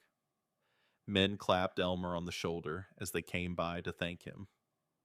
Bernice made her way through the crowd and stood beside her husband and slipped her arm through his and did not let go for the rest of the afternoon. They stayed until the sun went down. Then Elmer loaded his tools back into the truck. He drove home with Bernice in the passenger seat. Neither of them spoke for most of the drive. There was nothing that needed saying. After that Saturday, Elmer Brennan's shop never had an empty bay again. The waiting list grew to 3 months, then 6. Farmers drove from 5 counties to have Elmer work on their equipment. Not just 560 diesels, but everything. Engines, transmissions, hydraulics, electrical systems. If a dealership said a machine was dead, farmers brought it to Elmer for a second opinion. And, more often than not, he found a way. Orville Callaway's dealership survived the next several years, but just barely. He had lost too much goodwill. Farmers who remembered the talk, and in a small county, everybody remembers, took their business elsewhere when they could. Orville sold the franchise in 1987 and retired to a house at the edge of town. He never spoke publicly about Elmer Brennan again. When he saw Elmer on the street, he nodded. Elmer nodded back. That was the whole of it. In 1985, in the depths of the farm crisis, Elmer did something that nobody expected. He started fixing tractors for free. Not all of them. He still charged for parts and for the work that paid his bills. But for farmers who were about to lose their operations, men who could not afford the dealership quote, and could not afford to be without a tractor during planting season, Elmer worked for nothing. Just parts cost. Sometimes not even that. You cannot give your labor away, Bernice told him once, standing in the kitchen with a stack of bills in her hand. We have our own to think of. Those men are going to lose their farms, Elmer said. If a running tractor keeps them farming one more season, one more harvest, maybe they make it through. A man with a running tractor has a chance. A man with a dead tractor has nothing. Between 1984 and 1987, Elmer Brennan repaired 23 tractors at no labor charge for farmers in financial distress. 14 of those farmers survived the crisis. 9 did not. But every one of the 9 had a running tractor when the end came. And every one of them remembered the man who had given them that. In 1992, Elmer was 60 years old.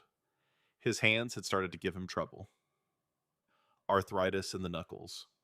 A small tremor in the left hand that made fine work harder than it had ever been. He knew he was running out of time as a mechanic. The precision that his father had taught him required steady hands, and steady was becoming a memory. That fall, a young farmer named Merle Whitaker brought in a Farmall 5.6 diesel, a 1961 model. The last year of production. Cracked crankshaft. The same old story. Merle was 24 years old, just starting out farming 80 acres his grandmother had left him. He had no money for a new tractor and no money for a dealer rebuild. Elmer looked at the 560. It was the 31st cracked crank 560 he had seen in 26 years. He knew this engine the way a surgeon knows an anatomy. Every bolt, every bearing, every tolerance. He could have rebuilt it in his sleep, and some nights he thought he probably had. $380, Elmer said. 4 weeks. I can't pay $380, Merle said. Elmer looked at the young man for a long moment. 24 years old. 80 acres. A dead tractor. A grandmother's trust. Parts cost, Elmer said. That's all. I'll eat the labor. Why, Merle asked. Because somebody did the same for me once a long time ago. And because this is going to be the last 560 I ever rebuild. I would like it to be a good one. It was a good one. The best one. Elmer took 4 weeks instead of 3. He checked every measurement twice. He hand fit every bearing. He heat treated the crankshaft for an extra hour because he wanted to be certain. When Merle Whitaker started it for the first time in the yard outside the shop, the engine ran so smooth that Bernice heard it from the house and came out to listen. "That is a beautiful sound," Bernice said. "That is the last one," Elmer said. He closed the shop in 1993. He was 61. The arthritis had won. He could not hold a micrometer steady enough to trust his measurements, and a mechanic who cannot trust his measurements has no business rebuilding engines. He cleaned the shop. He organized the tools. He hung a sign on the door. Closed. Thank you for 35 years. Merle Whitaker's 560 is still running. It is 2024, and that tractor is 63 years old with Elmer Brennan's crankshaft still turning inside it. Merle Farms, 320 acres, now expanded slowly over the decades, and the 560 is still his primary tractor. He starts it every morning the way Elmer would have wanted. Let it warm up. Listen to the idle. Make sure every note is right before putting it to work. Elmer Brennan died in 2006. Heart failure, same as his father. He was 74 years old. The funeral was standing room only. Farmers came from 6 counties. Virgil Stoddard was there leaning on a cane, 78 years old, and thin as a fence post, but standing straight in the front pew.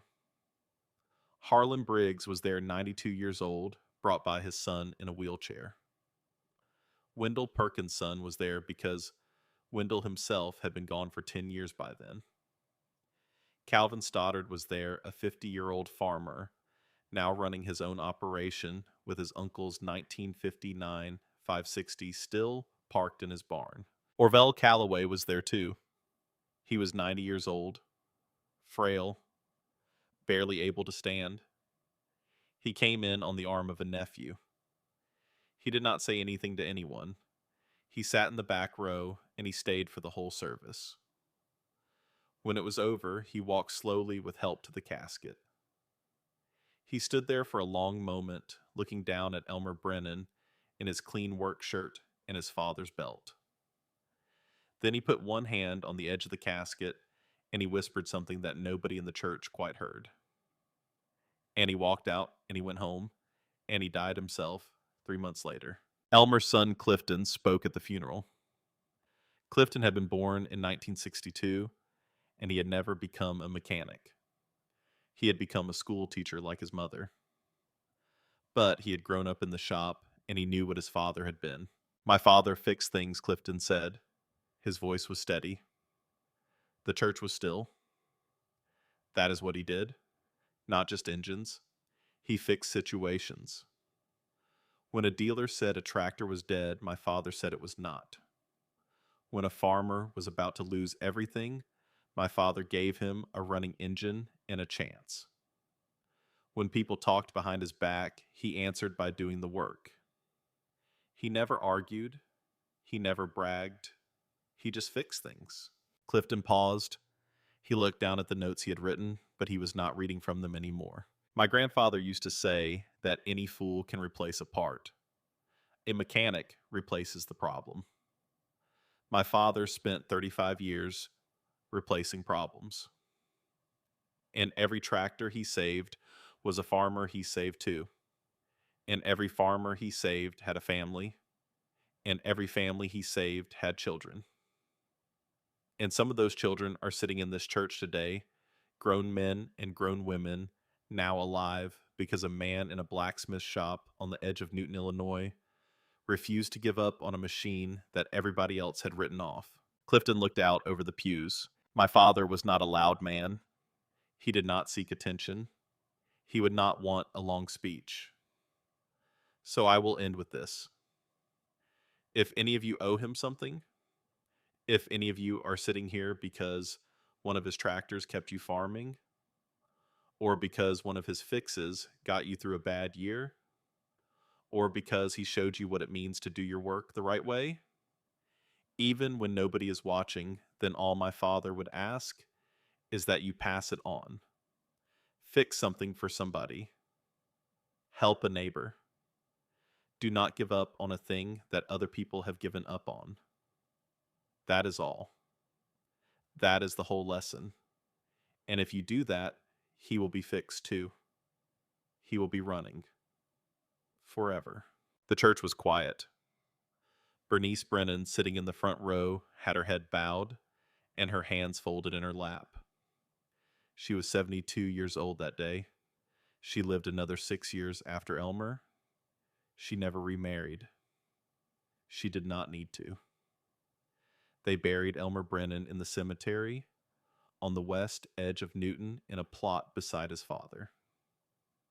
The stone is plain. It says his name and his dates and one line below. He fixed the problem. Let me ask you something. Sit with this one for a minute. What does it mean to be dead? A dealer looks at a cracked crankshaft and says the tractor is dead. A factory engineer looks at the metallurgy report and says the design is flawed. An accountant looks at the repair cost and says it is cheaper to replace. They are all right in their way. By their measures, the tractor is dead. But Elmer Brennan looked at the same cracked crankshaft and saw a gas engine crank that could be machined and heat treated and installed for a third of the cost. He saw 20 more years of service in a machine that everyone else had written off. He saw a farmer who could keep farming, a family that could keep eating, a piece of land that could keep producing.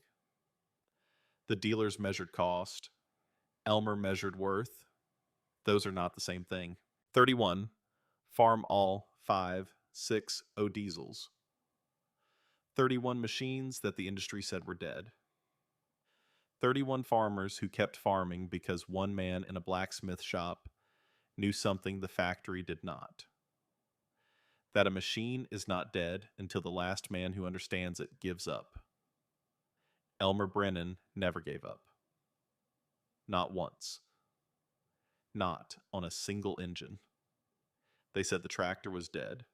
He said it was not. 200 farmers came to find out who was right. They found out.